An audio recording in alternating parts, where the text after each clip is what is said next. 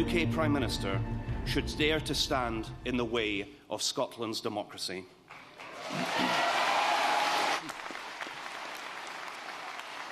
The Tories are simply scared of the people's choice.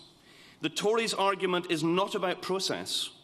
It's about their desperate desire to prevent anyone having the chance to reject the hard-right Brexit that they are so wedded to. The truth is, it should not be for either Theresa May or the Scottish Government to decide Scotland's future. That choice belongs to the Parliament and the people of Scotland, and it is one that this party will never, ever shy away from.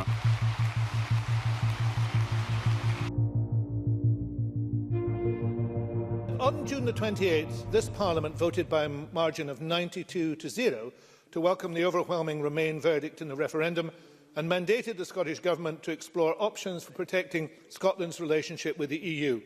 Even the leader of the Tories waxed eloquent about the need to do so and how important the single market was to us.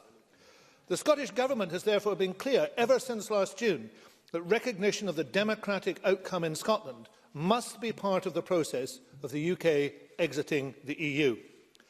That was not a surprise then. It shouldn't be a surprise now. Now, the Brexit Minister is keen in referring to me and my party colleagues as born-again Brexiteers. But, Presiding Officer, is it not time for the SNP to accept the result of the EU referendum and, for that matter, the result of the 2014 independence referendum, both of which they were on the losing side of? Is it not time for Mr Russell and the SNP to become born-again Democrats?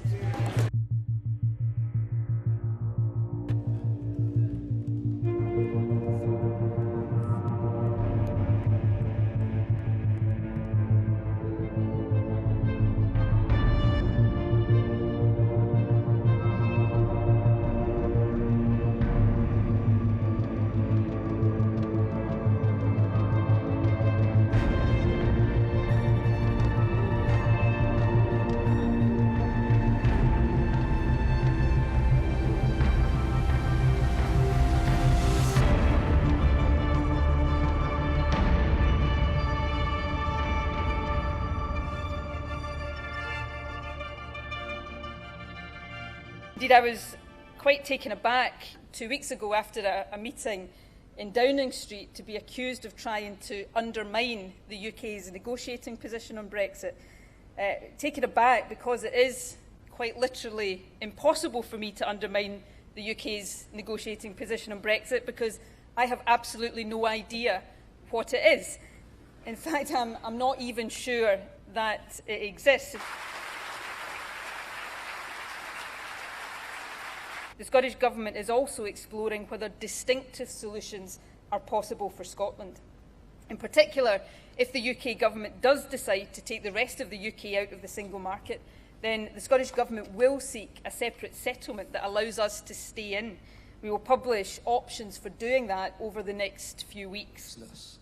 And I wonder, how do you tackle that externally? If we get into the situation where, notwithstanding all the warm words we heard 2 years ago about the UK being a partnership of equal nations, that actually Scotland's voice doesn't matter, our interests don't matter, and we've got a UK government that's just going to do whatever it likes, then yes, I do think in those circumstances we will be in a situation of having another independence referendum, because I think the people in Scotland will have the right to choose at that point. Do we want to go down that road, being dragged off the hard Brexit cliff by Theresa May and David Davis and Boris Johnson? God, what a prospect. Or do we want to choose the option of something better?